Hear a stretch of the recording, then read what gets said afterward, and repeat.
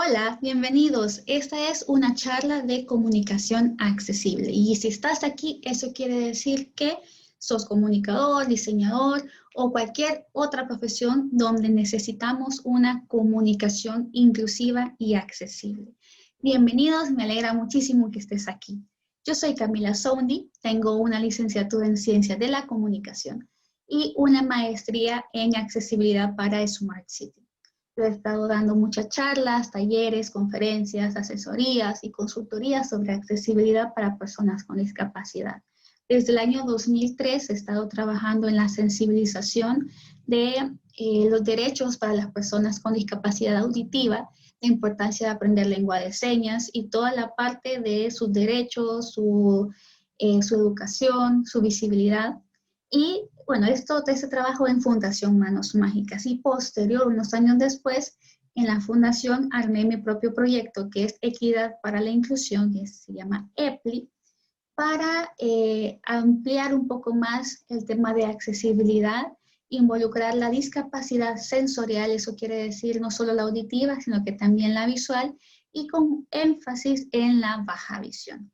Yo descubrí que tengo baja visión leve, entonces de ahí fue que me nació el interés también de sensibilizar, educar, capacitar sobre la baja visión. La discapacidad visual es para muchos ceguera. Es como un sinónimo de persona ciega y discapacidad visual. Sin embargo, pues no vemos que existe una baja visión. ¿Y qué sabemos de ceguera? Sabemos que tienen el sistema braille, que ocupan el bastón blanco, un perro guía. Sin embargo, de baja visión, pues no se sabe mucho. Y entre una visión normal y una visión con ceguera total, hay mucha escala de gris, que es la baja visión. Entonces, es por ello que Equidad para la Inclusión EPLI se enfoca también en sensibilizar y visibilizar la baja visión. Yo soy de El Salvador y es un gusto poderme presentar ante ustedes y poder comenzar esta charla, que como ya bien pudieron haber visto, es comunicación y diseño accesible para publicidad, tecnologías, plataformas digitales, y ahora que más o menos los introduje al tema, ya estamos como en la expectativa también que va a estar bastante enfocado sobre baja visión o discapacidad visual, baja visión. Entonces, bienvenidos y comenzamos con la charla.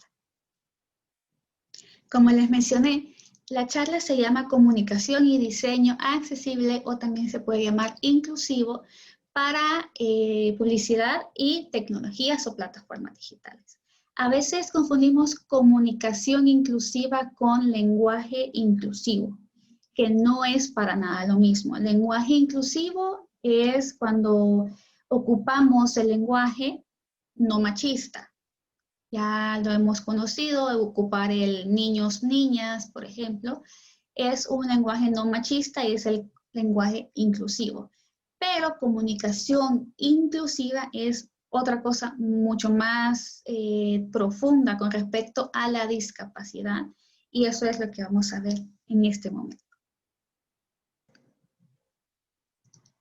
Para entrar en contexto, tenemos que conocer unos conceptos muy básicos y muy elementales para conocer sobre accesibilidad y todo lo que tenga que ver con personas con discapacidad.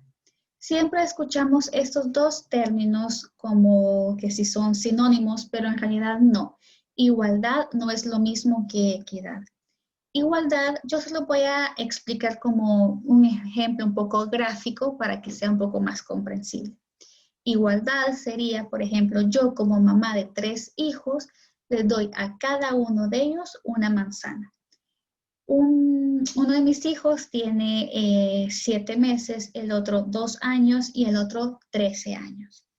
Yo les doy una manzana a cada uno de ellos. Eso es igualdad. Sin embargo, no todos van a cumplir con su derecho de comer, de alimentarse, porque no van a poder. Necesitan ajustes accesibles a cada una de sus necesidades para poder comerse la manzana. Y acá es donde se lleva o se llega a la equidad. La equidad es realizar los ajustes necesarios para que cada uno de ellos pueda tener esa igualdad o lograr tener ese derecho. En este ejemplo, al bebé le hago la manzana puré, al niño de 2 años se la parto en pedacitos y al adolescente de 13 años se la doy completa. Eso es la diferencia entre igualdad y equidad. Otros dos conceptos importantes son integración e inclusión. En mi país, en El Salvador, se ha logrado mucho la integración, pero la integración es meter dentro de un globo de la sociedad al otro integrante o al otro globo que es la persona con discapacidad. Por ejemplo, en un salón de clase están todos los alumnos y en una esquina están los 3 alumnos sordos con su intérprete. Eso es una integración. En cambio, la inclusión se refiere a estar todos en el mismo globo, a estar todos interactuando, no tener ningún tipo de barrera, ningún tipo de estereotipo. Y en el caso, en el salón de clases estarían los alumnos sordos mezclados con todos los demás alumnos y sin necesidad de tener a un intérprete al lado, porque tanto sus amigos, compañeros y sus maestros saben lengua de señas. Esto es una inclusión, es muy diferente. La integración solamente integra el sector de discapacidad dentro de la sociedad. En cambio, no se involucra, no interactúa entre sí. En cambio, la inclusión sí. En la inclusión no hay barreras, todos podemos opinar, todos podemos interactuar de manera autónoma e independiente. Esa es la diferencia entre integración e inclusión. Luego vamos con otros conceptos muy importantes, que es Smart City y accesibilidad. La Smart City a veces la escuchamos como mucha tecnología, mucho internet. Escuchamos el smartphone, el smartwatch, el smart TV, y que todos tienen tecnología y tienen internet. Pues la Smart City va más o menos por este camino, pero el punto principal de esta Smart City es que busca el bienestar y la calidad de vida de los ciudadanos. Es decir, que si yo tengo internet en todos lados, pero eso a mí no me ayuda a tener una mejor calidad de vida, eso no es una Smart City. Si se dan cuenta, hay algunas cosas smart, como el teléfono, por ejemplo, que tienen ajustes de accesibilidad. Esto sí ya es pensar en la calidad de vida de los usuarios o del ciudadano. Y luego encontramos la accesibilidad, que es un grado o el nivel de acceso independiente, autónomo, que tiene la persona con respecto al uso o a la visita, bueno, al uso de algún producto, a la visita a algún lugar o al disfrutar algún servicio. Si una persona no puede usar algo o disfrutar algo de manera independiente, es decir, sin ninguna ayuda de nadie, eso no es accesible. Lo contrario, si por ejemplo una persona puede ocupar un teléfono de manera independiente siendo persona ciega, ese teléfono tiene tecnología accesible. Si no, pues no lo es.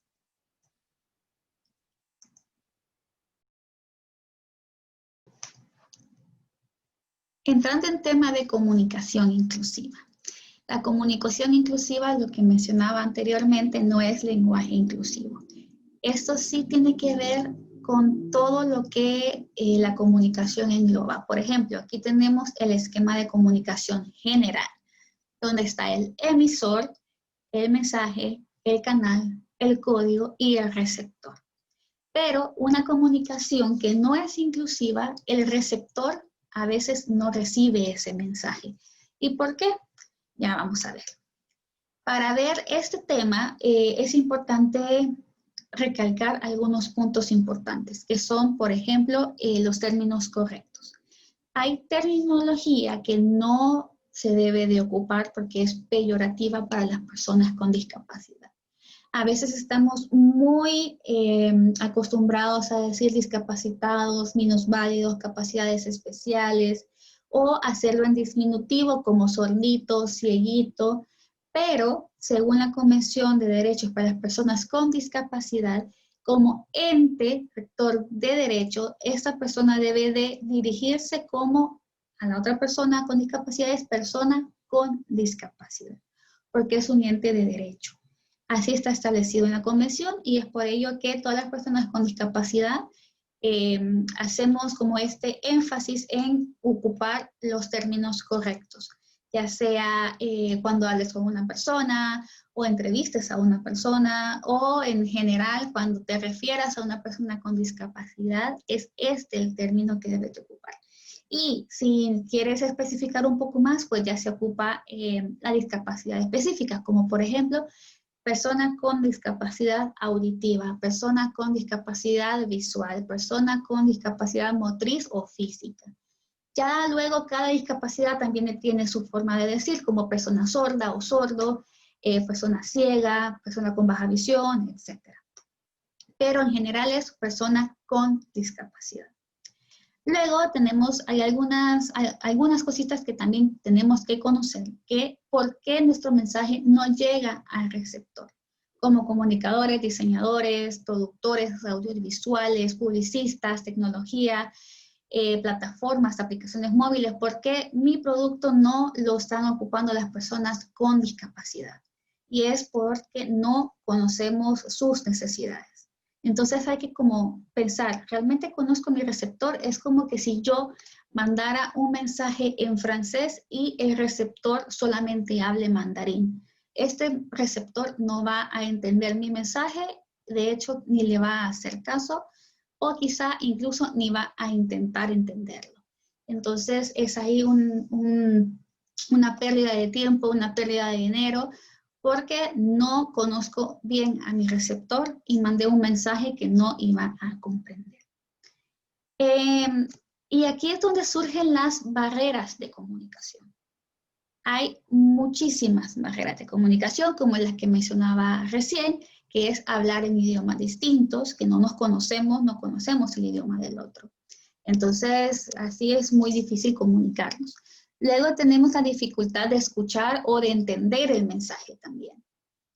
Posiblemente sea un mensaje con un léxico o un vocabulario muy profundo, muy técnico, que la otra persona pues no va a entender. O puede ser un mensaje que no se comprenda o no se entienda por el sistema de audición, porque digamos está muy bajito el sonido o etcétera. Hay muchísimas razones.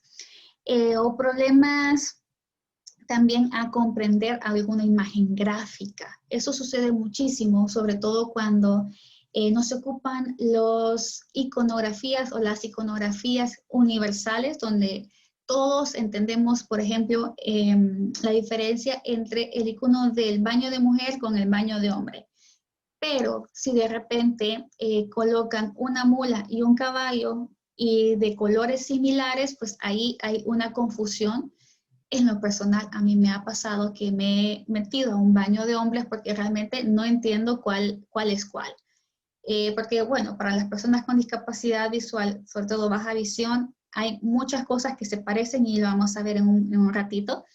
Y lo importante es tener una iconografía gráfica universal, entendible y comprensible por todos. Y también la falta de conocimiento al usar algunas herramientas. Por ejemplo, los cajeros automáticos. Hay muchas personas con discapacidad que no saben usarlos, o las bancas en línea, o algunas aplicaciones móviles que por la falta también de accesibilidad en los diseños de las aplicaciones o de la tecnología, las personas con discapacidad visual, sobre todo baja visión, decimos, no lo voy a ocupar. De todas maneras, no quiero ni entenderlo porque no lo veo.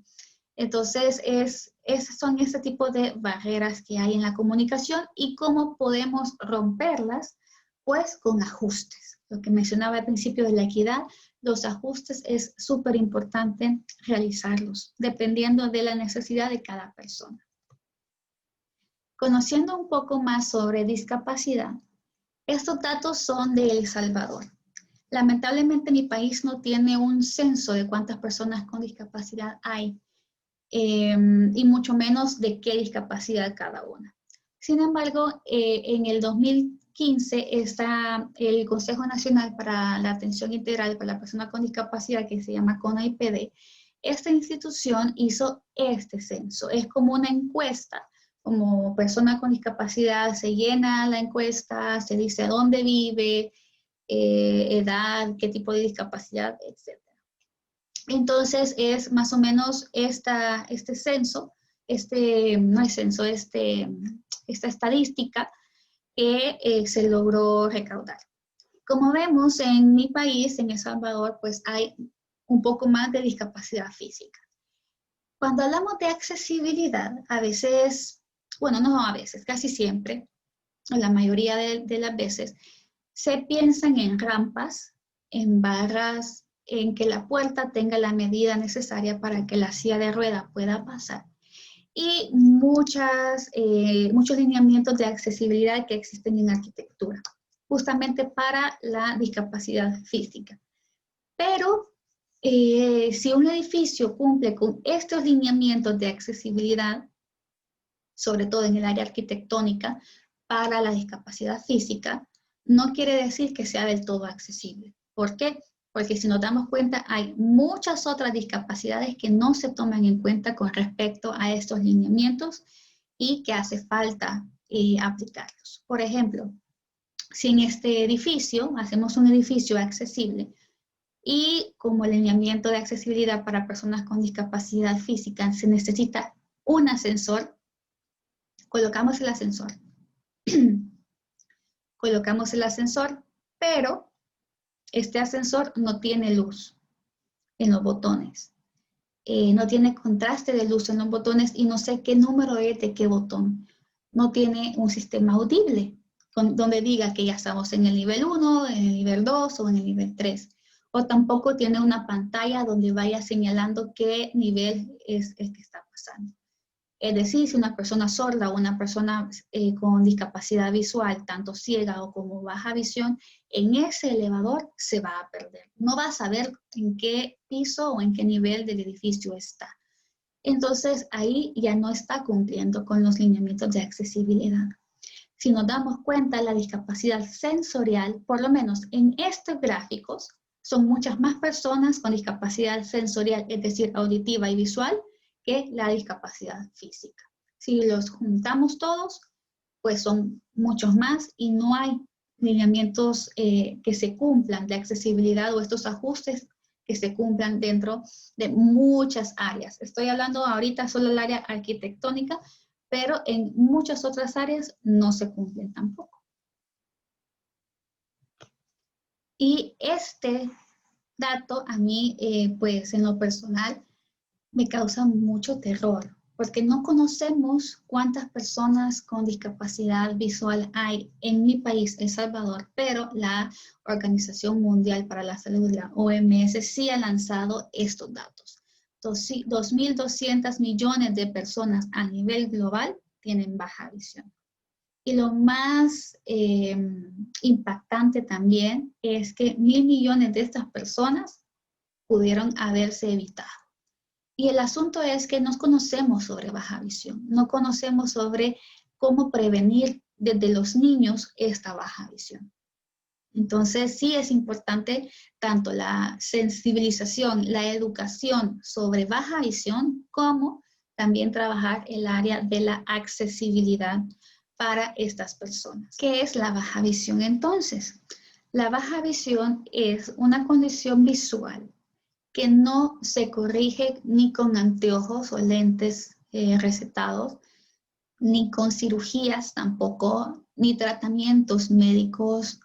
Es una situación en la que aún ocupando lentes, por ejemplo, si tiene una miopía, un astigmatismo o algo por el estilo, aún con lentes, esa condición no se corrige.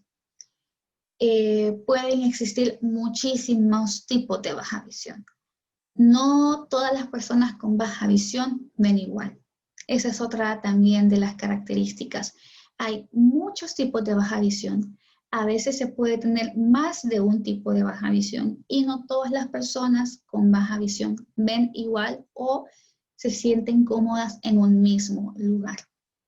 Y eso es algo que también se tiene que ir conociendo o aprendiendo.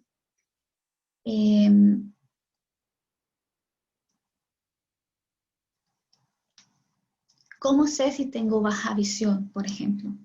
Aquí no me voy a detener mucho porque pasaríamos muchísimas horas hablando del tema, pero hay muchas características así, sin ser oftalmólogo, que puedes diferenciar o distinguir de una persona que tiene baja visión. Como por ejemplo, aún ocupando anteojos, que se acerque mucho a la cara, al celular, el libro, la televisión, mucho dolor de cabeza, que al salir a la luz del sol se cierran mucho los ojos, digamos en los niños, que a pesar de estar en la primera fila, pues se levantan a ver la pizarra porque no la logran ver. Hay muchísimas características que también en mis canales de YouTube y mi Facebook, también ahí tengo muchos videos sobre qué es baja visión, sobre los tipos de baja visión y también sobre cómo diferenciar o cómo ver a una persona y distinguir que esta persona tiene baja visión. Entonces, para no alargar un poco más el tema, los invito a que puedan ver mis redes sociales y ahí vemos estos videos. Pero aquí les voy a enseñar un poco, una probadita de cómo es que vemos las personas con baja visión. Y como les mencionaba, hay muchas formas y varios. Se puede tener uno o más. Por ejemplo, la pérdida de campo visual, que la estamos viendo ahorita, como la visión en túnel. La pérdida de la visión central también, que solamente se pierde pues el centro, se ve arriba, abajo, a los lados. También se puede presentar una pérdida de, bueno, una fotofobia. La fotofobia es como el deslumbramiento a la luz, una pérdida de la sensibilidad de contraste de color, que es aquí donde vemos bastante la parte de diseño que ya la vamos a conocer. La ceguera nocturna, que no necesariamente sea de noche, siempre se ve como oscuro, una ceguera nocturna, una visión parchada, que vemos como manchas alrededor, la pérdida de la agudeza visual, que es cuando se ve todo borroso, la distorsión de la realidad también puede surgir y hay muchísimas otras más. Ahora les presento los factores que intervienen en una visión, ya sea una visión sin discapacidad y una visión con discapacidad, que son 4. El color en contraste, el tiempo de exposición, la luminancia o iluminancia y el tamaño de las cosas.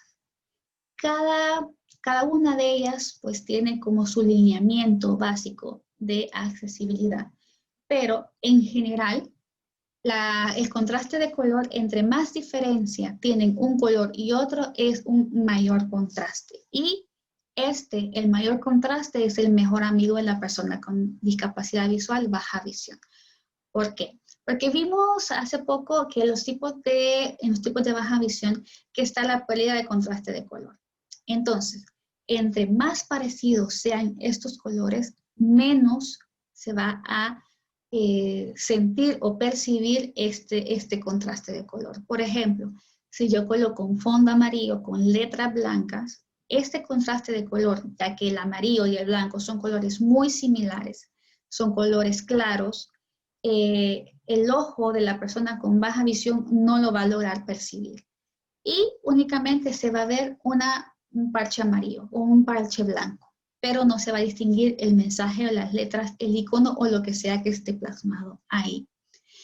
Caso contrario, entre mayor diferencia de color, mayor contraste.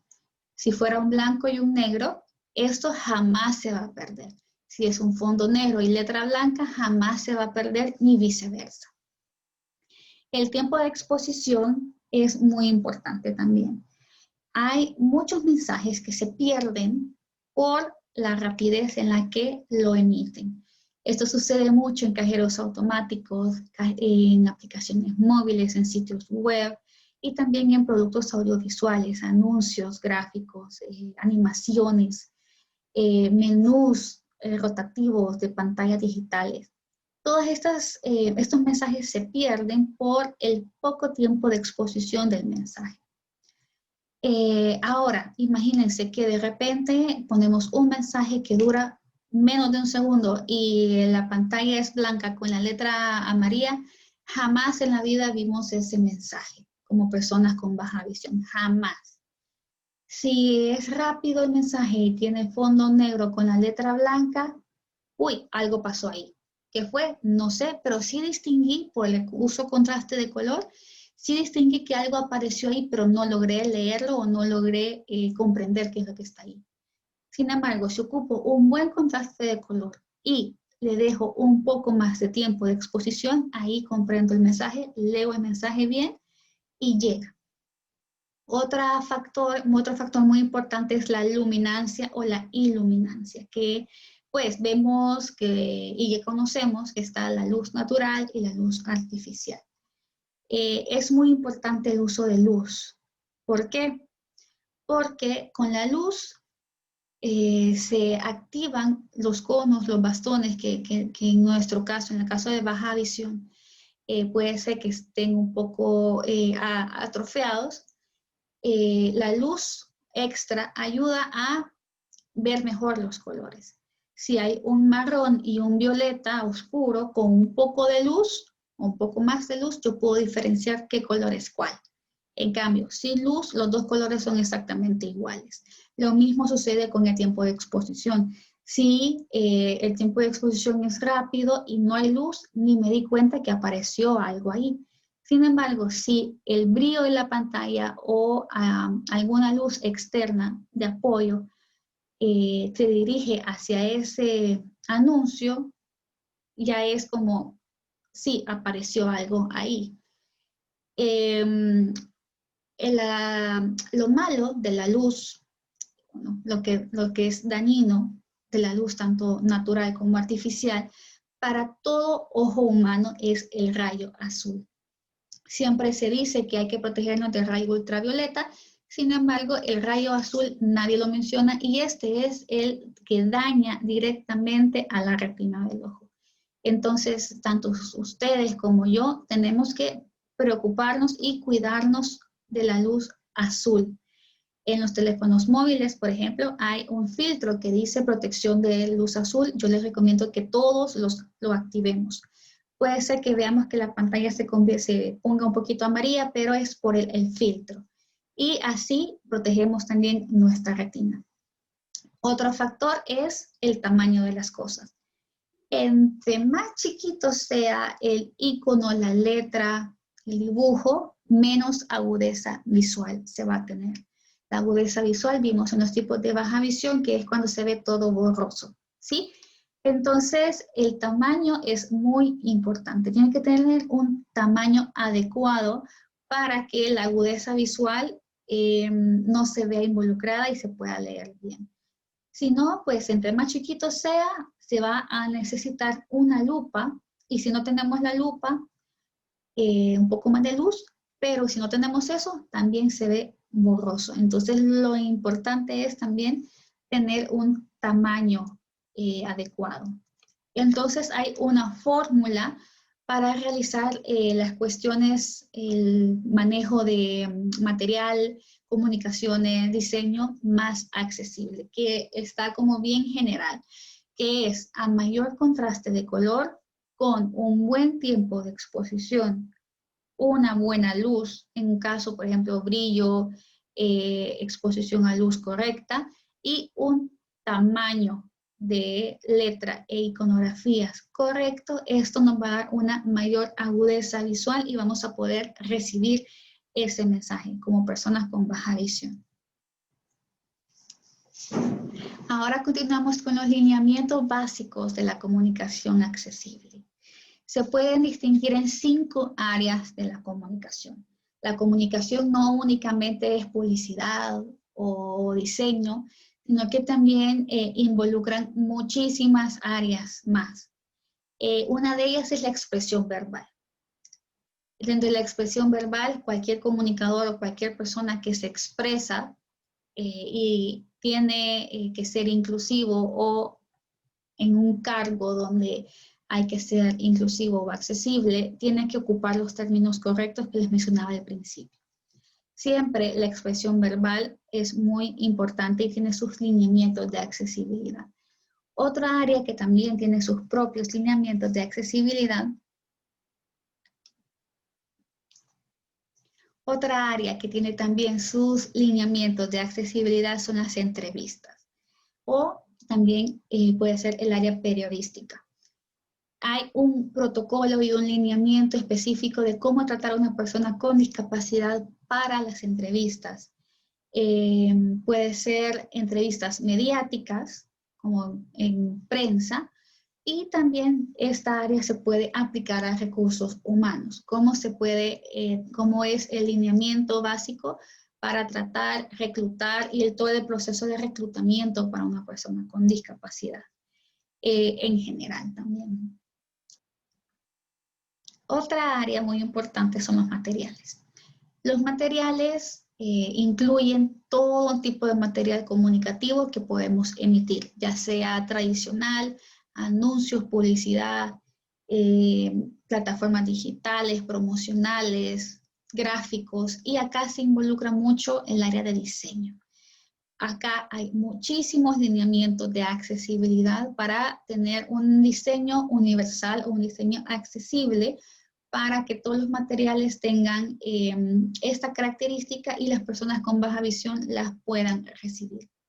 Otra área muy importante son los eventos públicos o el área de relaciones públicas. Muchas personas en relaciones públicas, cuando se topan o se encuentran con una persona con discapacidad, no saben qué hacer.